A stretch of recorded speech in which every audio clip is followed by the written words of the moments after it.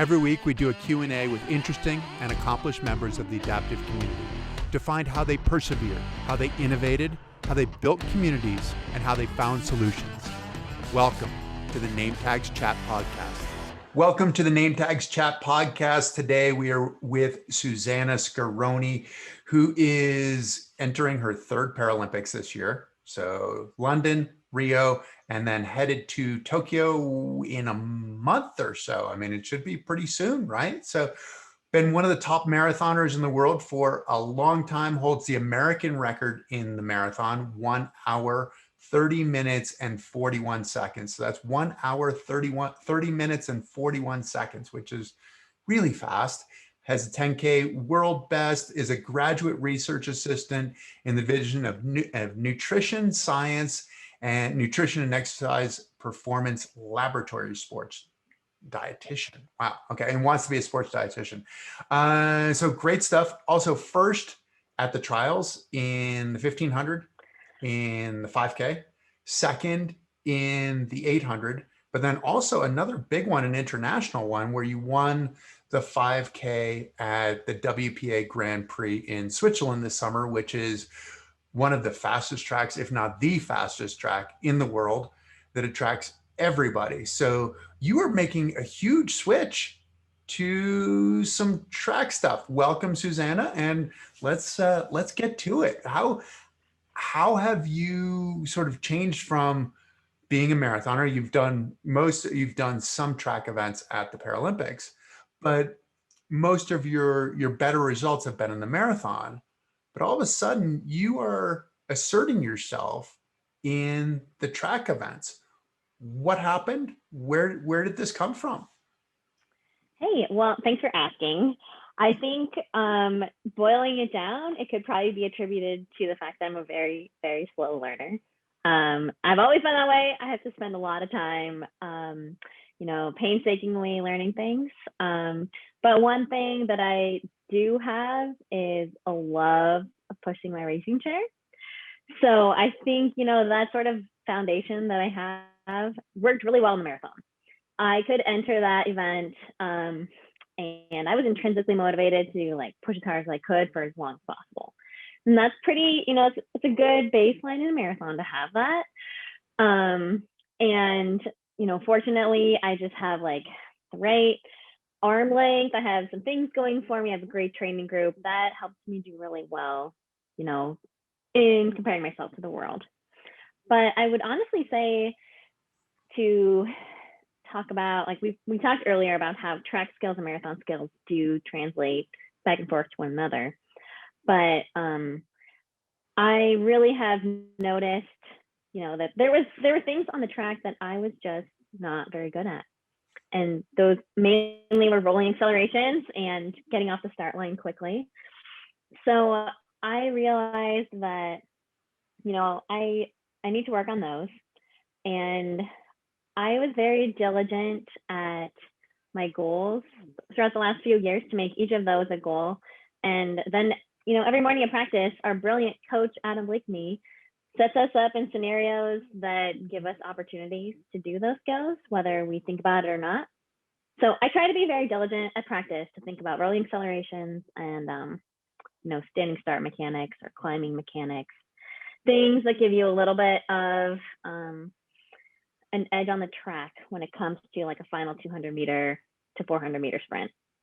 Well, and the thing is, how did you approach that? Because I watched your 800 from 2016 from Rio, so the 800 meter final. And it probably would be generous to say that your start was not good. Yes. There. Oh my gosh, that's the nicest thing you could ever say. It was literally the worst race, maybe the worst race of my life that day in Rio. And so while I would not say in any, fake, trying to make myself feel better because of the Paralympics, that was just a bad race. However, I do, and it taught me a lot because I realized how long the call time is at the Paralympics and how between my great warm up I had for the 800 and then the hour that I sat in the call room in Rio to the jelly arms that I had after that. I now am going at least into Tokyo knowing that I'm expecting that. I'm going to try to be better in the call room about not having jelly arms. But a little bit of it was that. The other part of it was that I was really bad at sprinting that long in the 800. I mean, your point about the call room is a big thing. And that's something that we don't see when we're watching it on television. When we think, oh, you show up and you run, but you have no idea that you can be stuck. You can be stuck in your racing chair in the call room, which racing chair, you'd much rather push for that hour that you were 100%. sitting there. It's Yes. you're less comfortable sitting there than you would be pushing. And then you get out on the track, and this is the, biggest moment of your life in a lot of ways, right? And it's like, okay, do one Exactly. lap and then come back and go at it. Yes. So it sounds like you're looking at the starts, you're planning for the starts, but then how do you plan for that time in between, that interim where you just don't feel great and don't feel normal? Yeah. Well, my plan is going to be to push around, like no matter what it's going to take, whether it's in my racing chair or in my day chair, if I can bring my day chair in, I am this time going to like make sure I am moving my arms in any way that I can, because that was so bad. It was just, and it was naive to think, to not notice it. I had been racing for so long up to that point, but it was so evident when I got out there. I was like, oh my gosh, I've never sat that long. Even in marathons, you're on the line for a while and it hurts, but you don't have to go, balls to the wall in the first 10 strokes and then hold that for the next 2 laps like you do in an 800. It is the shock. It's the shock Yeah. of going to a big event. And I think that's sometimes the hardest part, isn't it? That you think that, you just get overwhelmed by the differences, and the differences are so different than, I mean, which is funny to think, because if you do like a regional track meet, you could conceivably do the 100, the 200, the 400, the 800, the 1500, the 5000, maybe even a 10,000, all in the same day. And it's kind of back to back. And that in some ways is easier than getting stuck in the call room and doing nothing before you come into, thousands, tens of thousands of people who are screaming for you. In Rio, you won't have tens of thousands of people screaming for you, unfortunately, in Tokyo. But how about on the start side? How do you do that? I mean, you said that Adam gives you guys, you do starts, or are you doing drills at the beginning of practice, or how does, exactly. What are you doing specifically, and how is that working? We do, every morning we'll have a warm up and then we do standing starts. So because Adam doesn't have us do standing start workouts all the time. A lot of the times we do a rolling workout, like a workout off of a rolling start. But he builds in standing starts into the warm up so that you're given that opportunity. And I visualize myself at the start line in each one I do. And then I like to use my speedometer during standing starts, because even if we're only doing like 10 strokes, I am so bad at starts historically that I'm like, I need to like see what style is fastest in 10 strokes. So I try to just be like really in tune to what I'm doing. And you have some great teammates as well. So are you doing these standing starts, or are you doing them independently? Are you doing them as a group? Are you able to match yourself against Tatiana McFadden or somebody like that who gets gets off the line pretty well? Yeah. Right, she does, exactly. And I do. We're out there together, so I am really, I look at others, but then I also realize in wheelchair racing that part of the coolness of this sport is that it's very individual in how you make your racing chair go as fast as you can make it. So I take that into account, but I watch her and I'm just like, man, that hand speed is insane. And I try and figure out if that's my style, or if someone with less muscle mass than she has is like a longer style better. I sort of play between those and watch my speedometer and see what's better.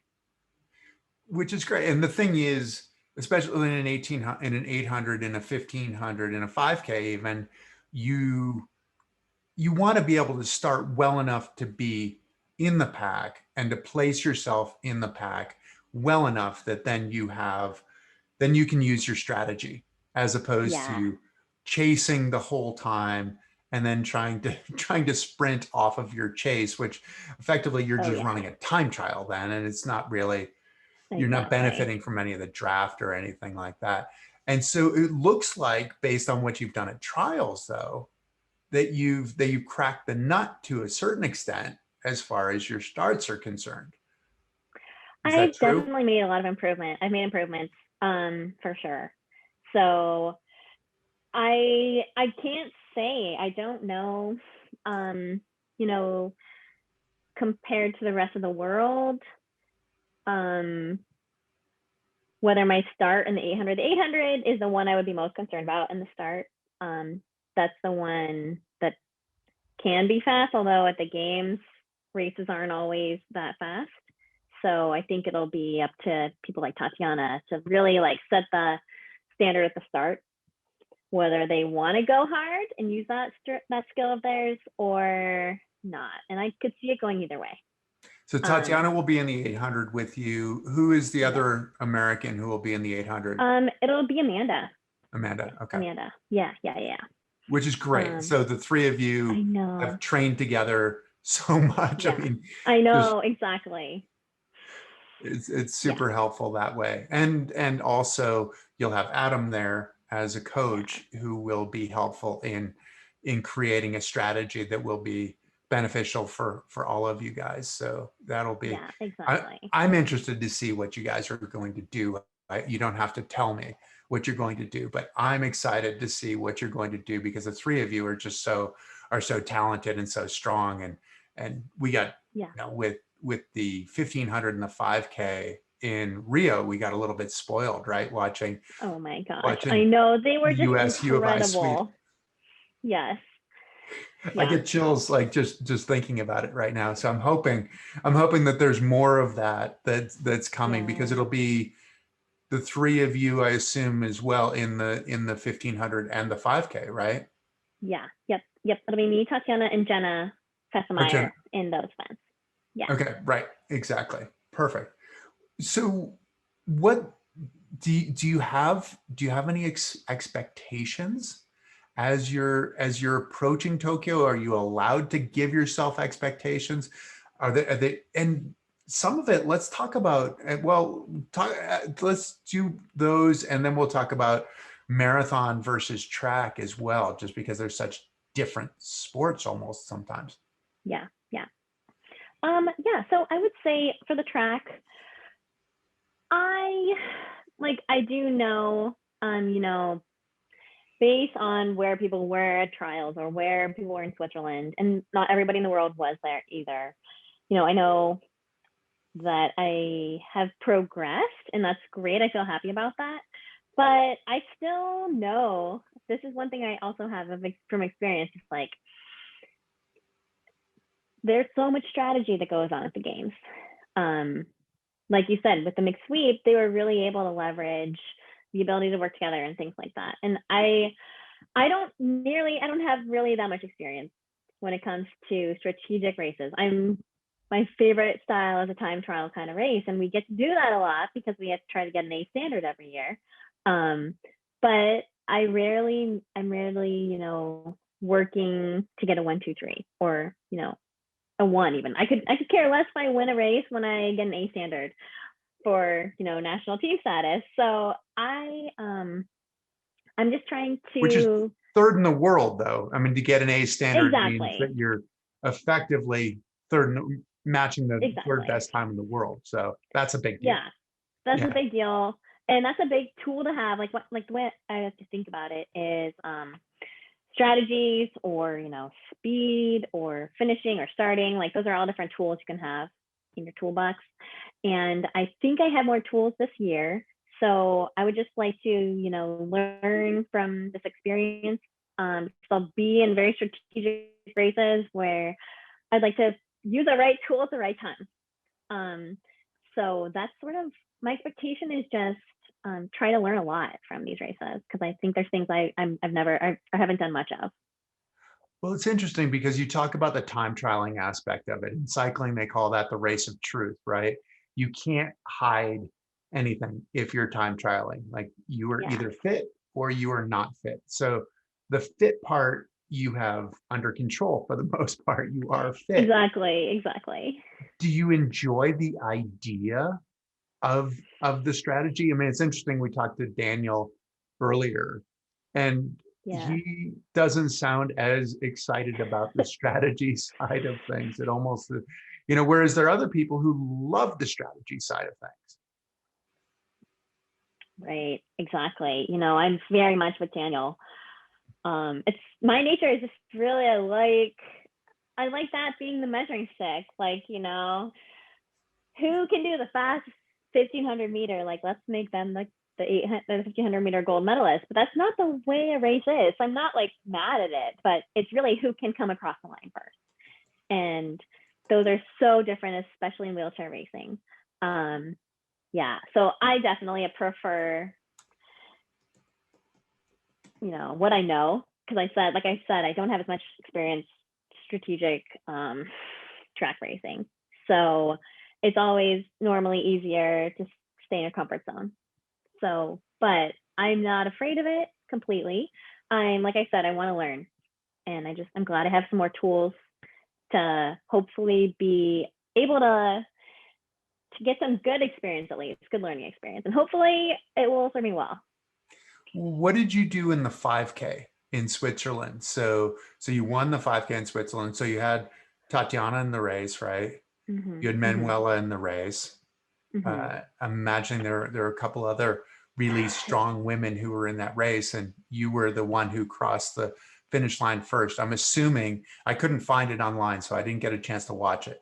But I'm assuming that you didn't time trial it and just go off the front on your own. Yeah. Although I will say it was pouring rain in that race. So there's a huge caveat to how, Tatiana and Manuela performed in that race, because you had that wrench to people's strengths and weaknesses. Well, you might see that in Tokyo though, too. Yeah, exactly. And I think,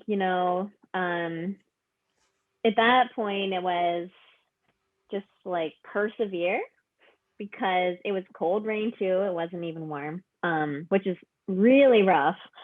And so I just tried to squeeze like hard so you wouldn't slip as much, and then stay in there. And like, it did show, like, some people just didn't want to have to do that the whole time. Like, Tatiana had to pull out of the race because she was slipping. And then describe to people what slipping means, like why rain is such a big issue in wheelchair racing.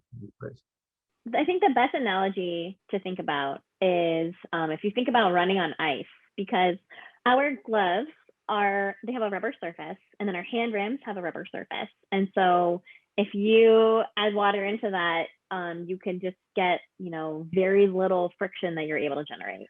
And so it's kind of like running on ice, where you're just like, if you go slowly, maybe you can move forwards, but if you go too quickly, you might just like literally slip and fall. And so there's ways to kind of mitigate that with some sticky substances you can put on your gloves, your hand rings, or sandpaper. But I didn't use anything in that race, and mostly because I knew I was racing really the next. No, but that's because I knew I was racing. Ooh, I'm so sorry. Maybe I'm not sure if my connection is bad, but. Oh, am I frozen? Because Can you hear me I now? can see you. No, I mean, you were Okay. a moment ago, or maybe I was, but anyways, yes, I didn't use anything in that race, but that's partly because I knew I had, 2 more track meets worth of racing to do. And so I didn't want to have like sticky gloves the next day if I didn't have to. And so I was like, well, I'm not worried about getting an A standard in this 5,000 when it's pouring down rain and 40 degrees. So I'm just going to try and, persevere in it. but I wasn't slipping that badly. I didn't need to pull out. I just try Wow. to squeeze more. Yeah. That is super impressive that you weren't slipping, because I mean, as you say, running on ice, that's what it feels like. And the end result is often these slash cuts on the inside of your upper elbow, and which really Yeah. don't feel very good at all, because you slip and then your arm runs into the push ring, which is a tire that is glued onto your push ring. So basically it's like a little saw that just continually saws at your arm. So that's Exactly. that's pretty impressive that you were able to do it without that. In some ways it's kind of like a an anomaly, this race. It's almost like Yeah.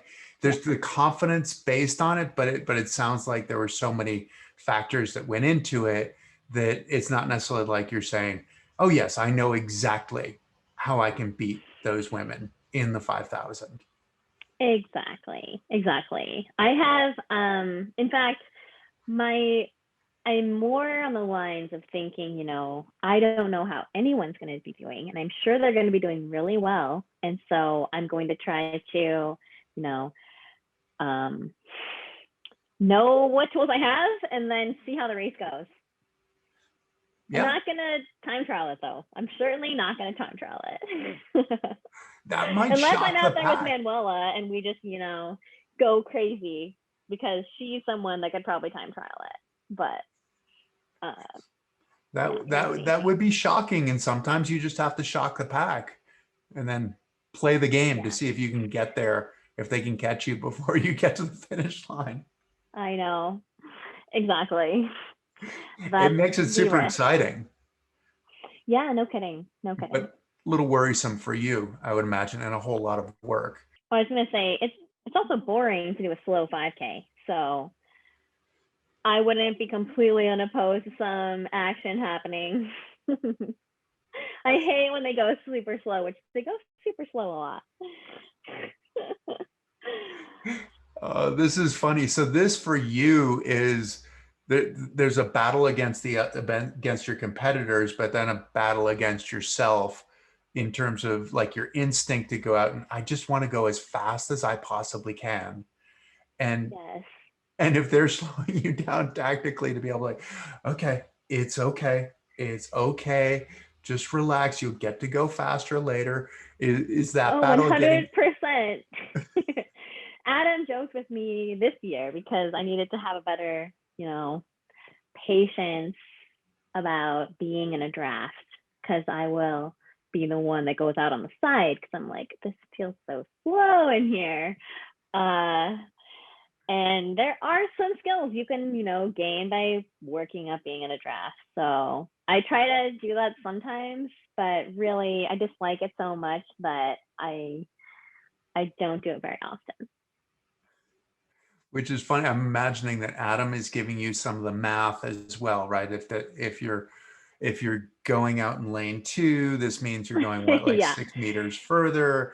So you're going much Yeah. further than anybody else. So and you're not getting the benefit of any draft. So you're working that much harder. I'm sure Adam has formulas to tell you exactly Oh what is yeah. going on.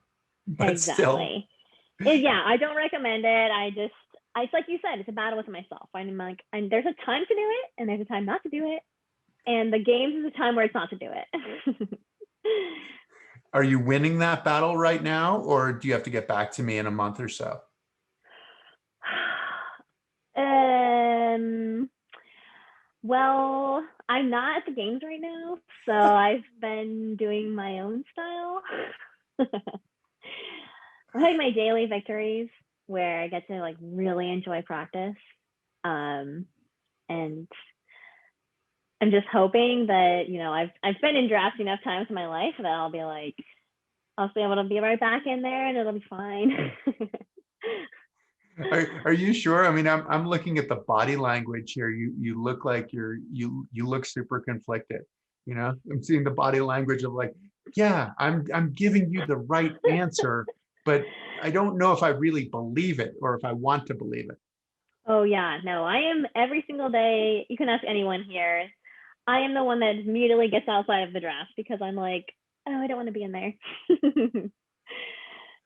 So Because it that, slows you down, or yeah, because of the discomfort of like being that close to people? no, just because it slows you down. I feel like there's like you're like trapped. Okay, I like it. I know. I told Tatiana this actually this year that I think my like dream job or dream position would be like a marathon pacer, where I could like someone needs to go this pace, so like they could just strap behind me and I could like take them to that pace. That is funny. That would be that's not a job that a lot of people want. I know. Like I'm definitely not one of those people who would want that job. I would be looking for you to be doing your Yeah. job, and I'm like, oh yeah, like Susanna, you look great up there. Keep going. Yeah. Like I'm just gonna stay here in your draft. That would be my hope, is to do the exact opposite of what you do. Yeah. But that's Yeah. that's I yeah, we have a different skill set. I think I started and accelerated well, and that might have been all I did well, you know. Hey, that's a skill that I don't have that well. So I appreciate that a lot. I think that's amazing. I think that there is a part of that, but I appreciate your strength and your endurance and your ability to persevere, which to me is sort of the definition of a true athlete. But then there are always those people who are so good at being in the draft and then accelerating off the draft, and it looks like they're boxed in, and then they can get out of that box and it's super exciting. And Oh, I I know. thoroughly respect those people too. Exactly. I 100% agree. So, yeah, I know that I won't be trying out to using my strength at the games because that's not the time for it. I know that at least, like you said, every single person behind me will be able to come around. And I can go as fast as I want in the warm up. So I I'm just gonna have to, suck it up during the race.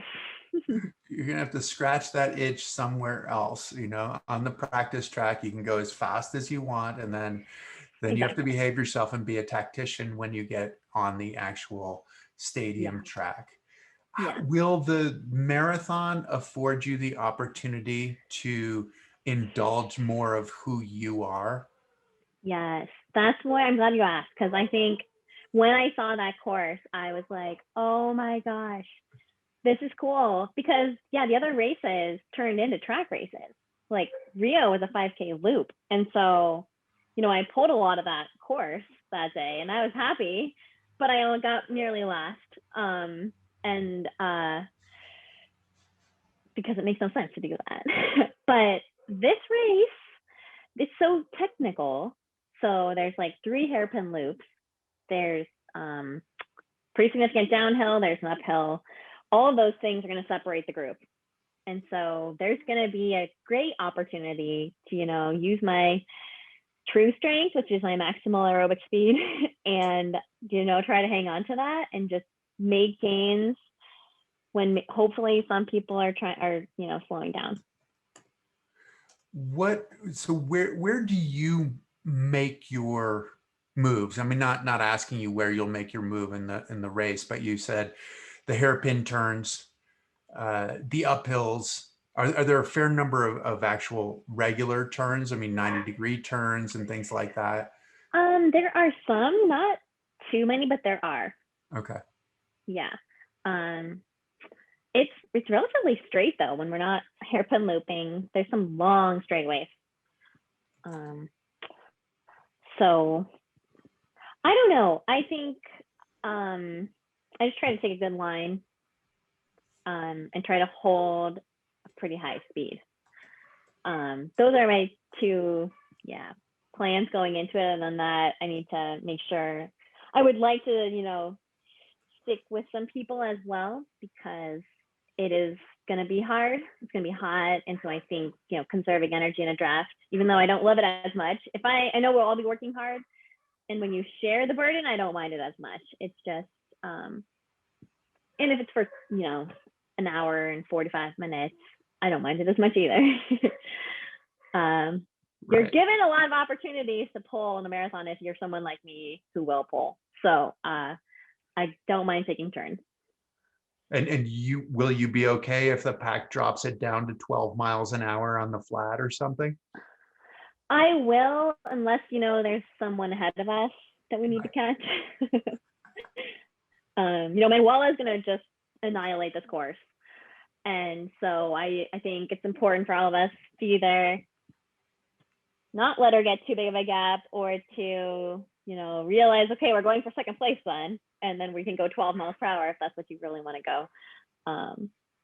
But I have bridged a lot in my life, and it definitely wears you out.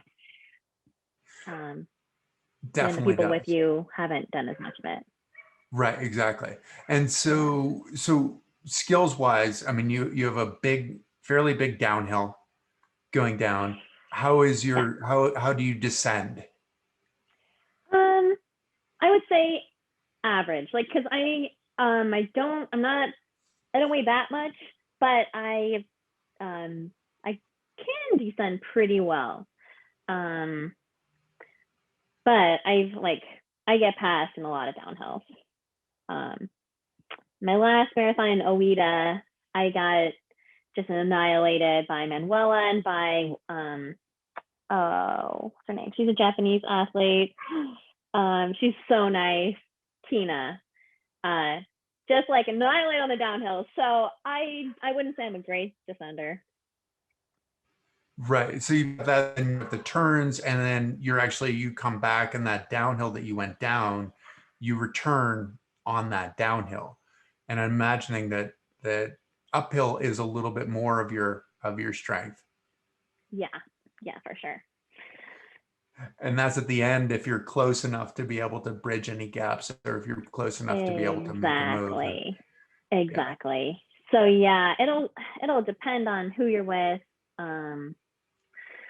And like I said, I still think this course could separate people, which, is kind of beneficial in some ways, because if you're kind of less good at a certain skill, if at least you're ahead of them at that point, you just try to maximize every inch that you have ahead of a person.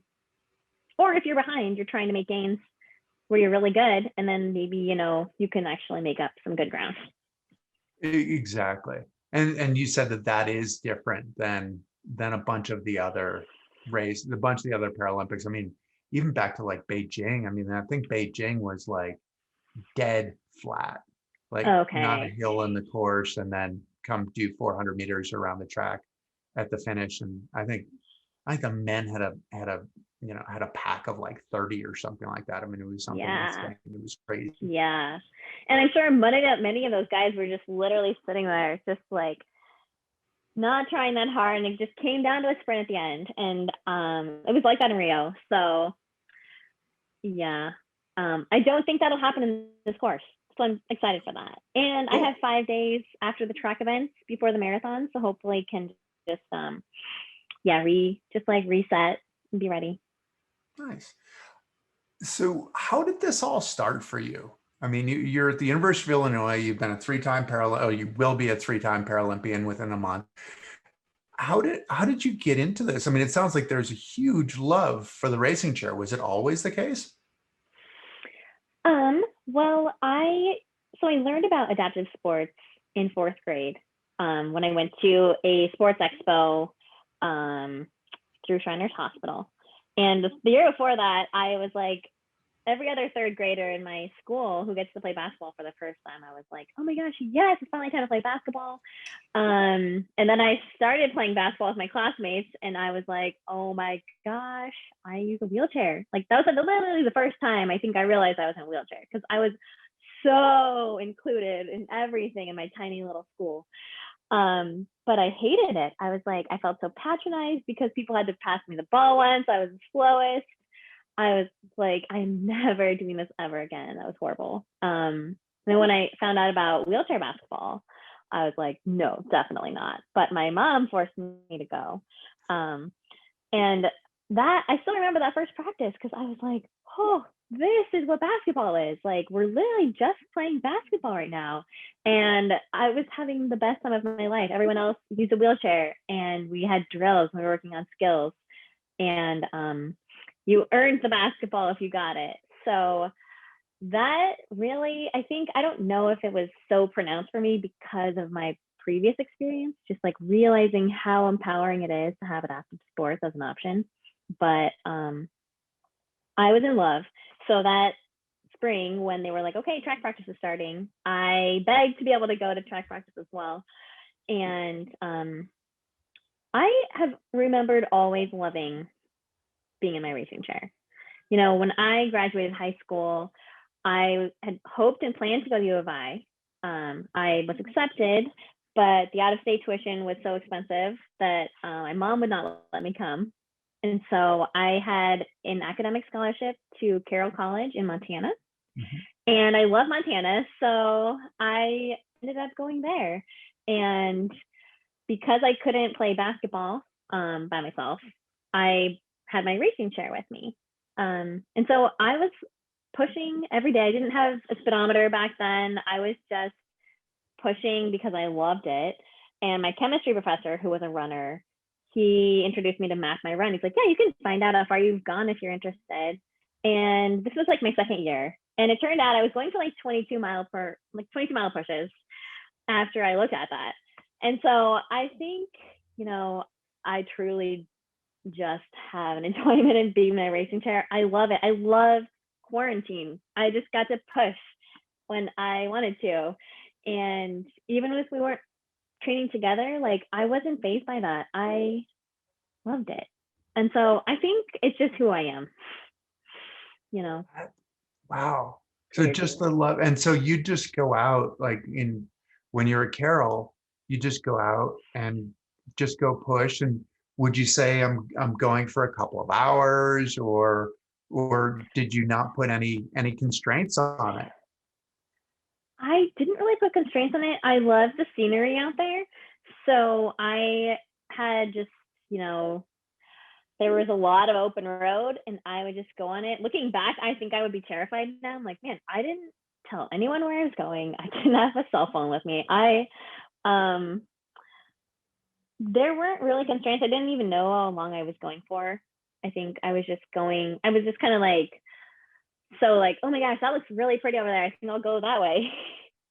I'm still like that. I notice a lot of things when we're training. And yeah, yeah. It's Wow. definitely something about who I am. And the thing is, I mean, you're competing right now, but you'll never stop. It sounds like. Yeah, yeah. No, I'm an athlete. I like that likes training more than racing.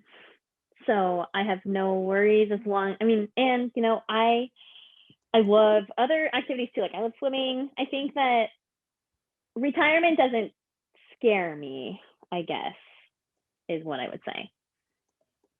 Because I think Right. I'm always going to do it. I don't think there will be, I guess there won't be a retirement, which is probably why it doesn't scare me. I'm just going to enjoy, you know, pushing wherever I am, whether I'm training for something or not. What does it do for you? Like, what's the feeling or the connection or what is?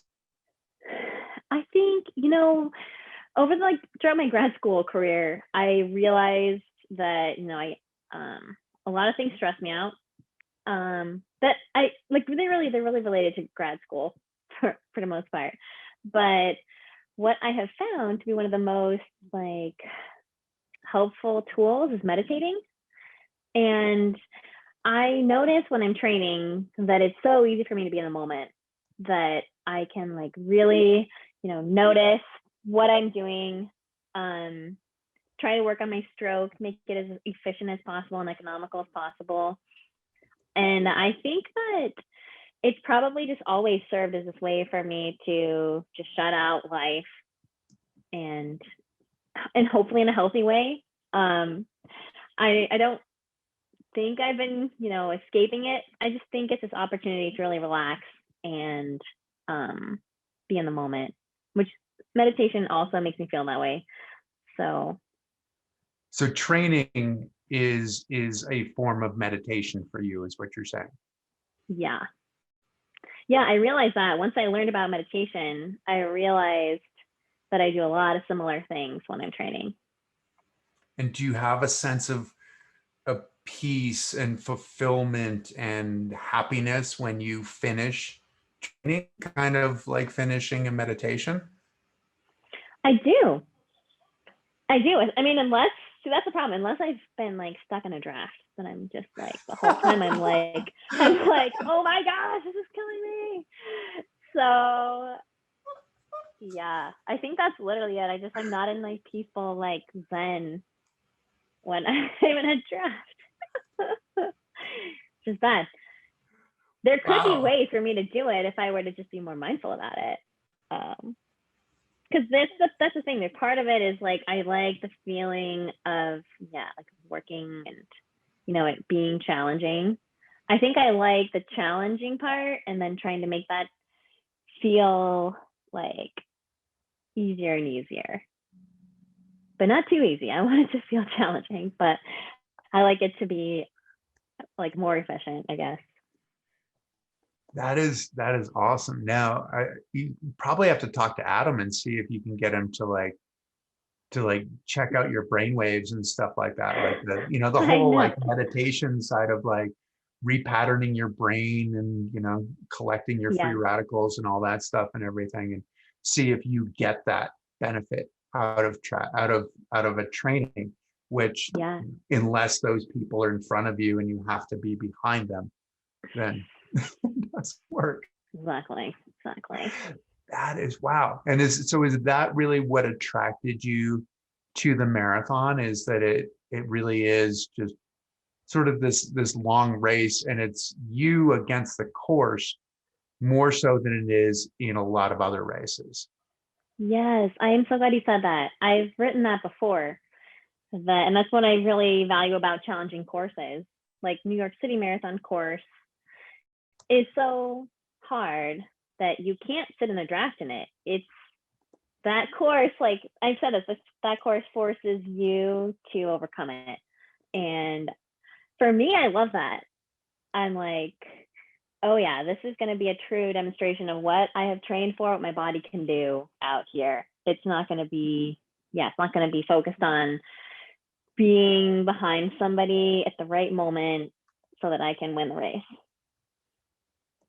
Right. And I love, even you've done that in New York as well with the 10K too, right? So the 10K around Central Park is kind of similar too, in that it's just it's so rolly, but you've gone fast. You go 22 there. Is that and did you go up that hill at the end of the park? Yeah, Harlem Hill. Really? Nice.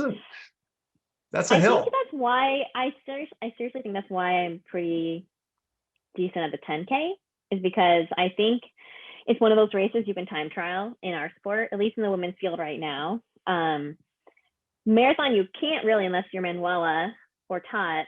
They've both time trialed or Daniel marathons, but it's very rare to do that because the pack behind you is usually so good that they'll catch up to you. But a 10K, I've noticed at least that I can go my max effort for a 10K, and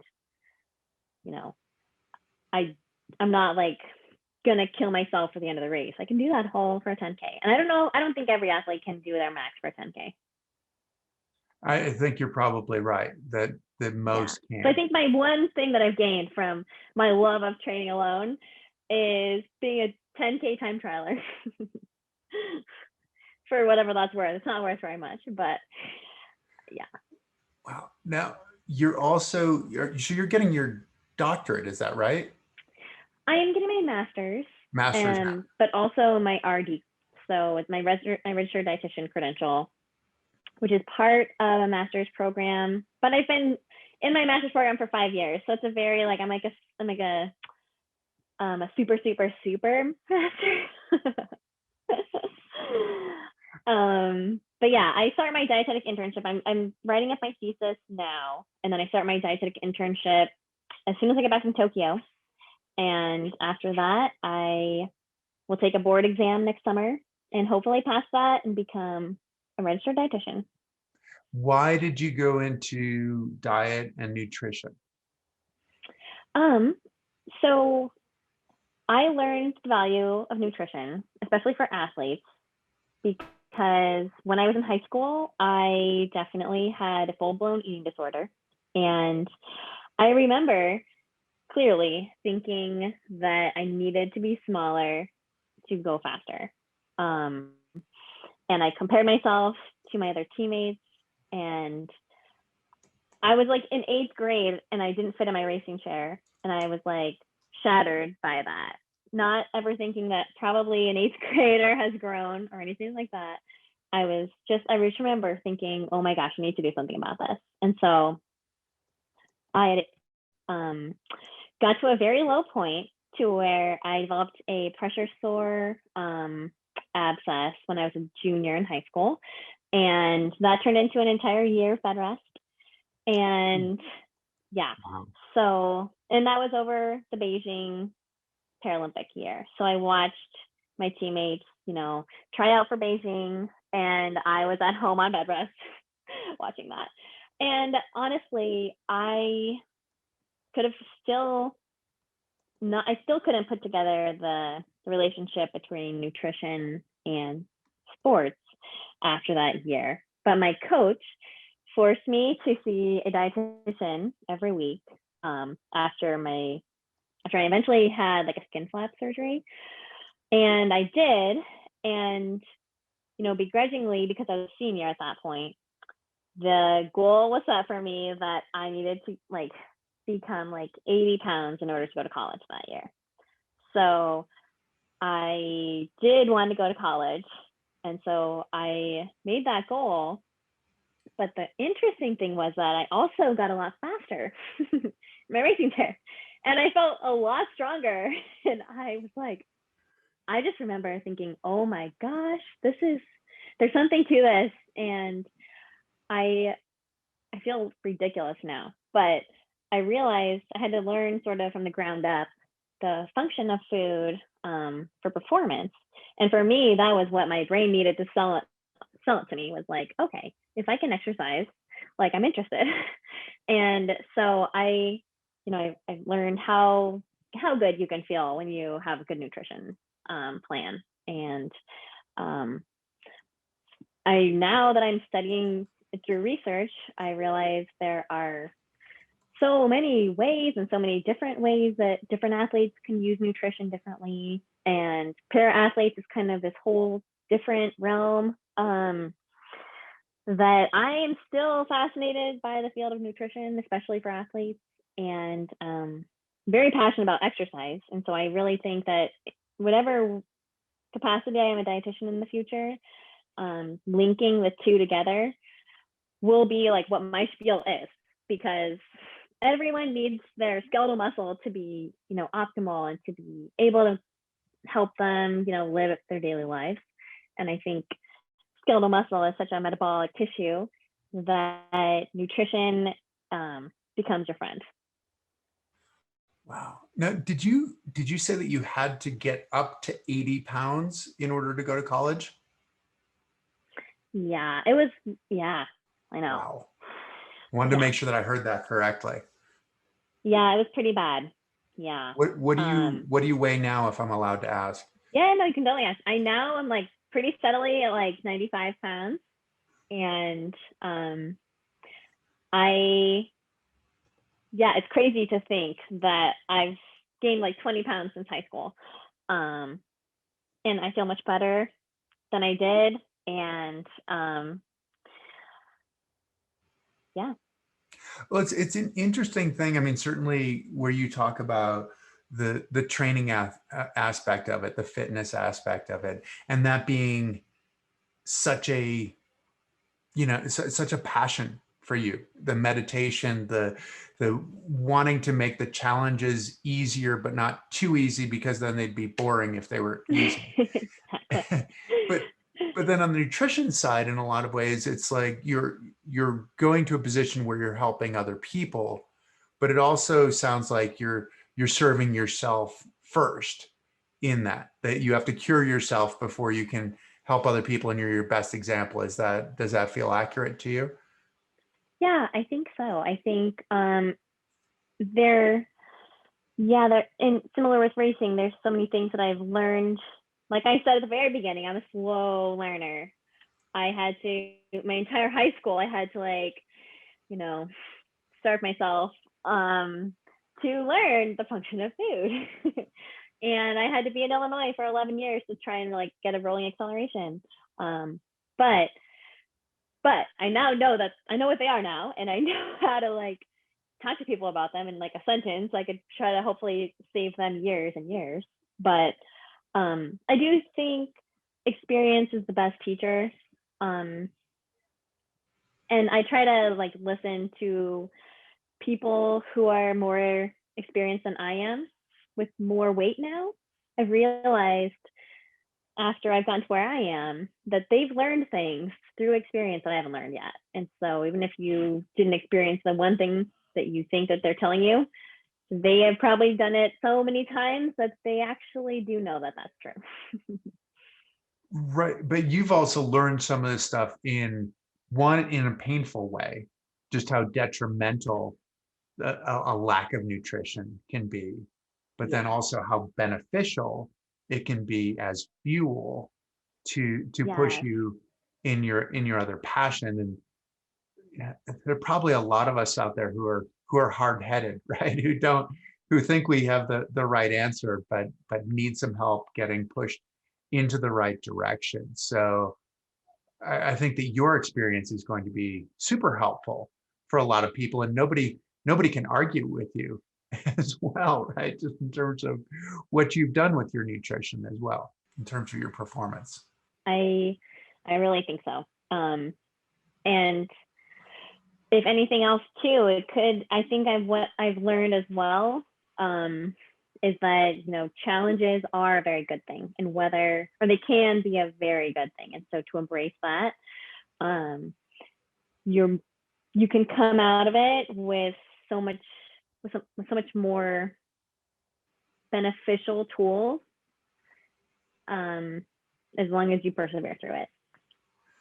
Exactly. No, this is awesome. I am so excited just to watch you in Tokyo, just to watch you in terms of the changes that you've made to your starts, to your rolling acceleration, which for a lot of people who are out there are wondering what is rolling acceleration, and tell me if I'm wrong in this, but you essentially are somebody who really has had 1 year, like go out and I'm going to go this speed all the time, and it's either that speed or it's stopped, essentially, where rolling acceleration is to be able to move and then be able to accelerate off of that movement. So I'm excited to watch this, but then also excited to see what you're going to do Exactly. and affect the rest of the world in terms of nutrition, which we just know we're just in some ways we're just scratching the surface in terms of nutrition and sensitivities and Exactly. microbiome and all of Yes. these things. So you're going Yes. into a super exciting field. Oh, I know exactly. And like I said, skeletal muscle is kind of beneath a lot of people's goals because it's your daily life experience, and nutrition is your skeletal muscle's best friend. So I think, yeah, being able to hopefully make a difference, and that nutrition doesn't have to be scary, but it can be a tool and it can help you live your best life. That sounds awesome. Well, Susanna, thank you so much for joining us. I don't want to keep you from the lamb curry that you are that is cooking in your kitchen. It I smells think, right? really good, I have to say. It's hard to maintain concentration, I would imagine. But thank you so much for joining us. This is absolutely awesome, and good luck in Tokyo. Thank you so much for having me. This was wonderful. Good. Well, I'm glad you enjoyed it.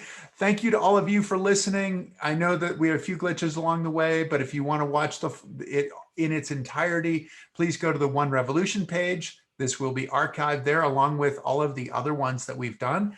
And per usual, we will go in and edit this and we'll publish it to Spotify and Apple and YouTube and all the other suspects of people who publish podcasts. So the greatest gift the greatest compliment that you can pay us is telling your friends, is liking us and following us. We'll continue to have great content. So please come join us. And Susanna, again, great luck and thanks again. Thank you. Bye. Bye.